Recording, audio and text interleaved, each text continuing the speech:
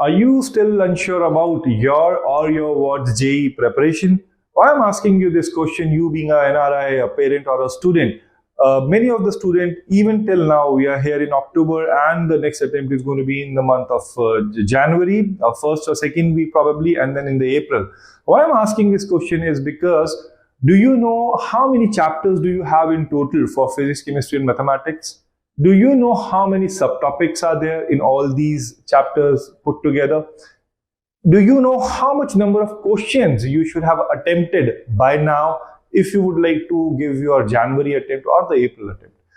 If answer to any of these questions are no, then you are in a serious trouble.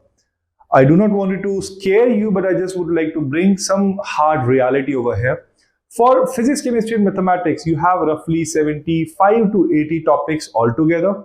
In these 80 topics, you have roughly 800 subtopics for JEE main preparation.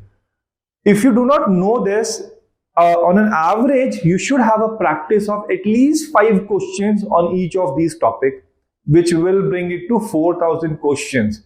If you have not practiced around like 1,500, 2,000 or 2,500 questions till now, the chance of getting into JEE main and getting selected on an NRI quota is a little difficult. We have a strategy for this for the next 3 months.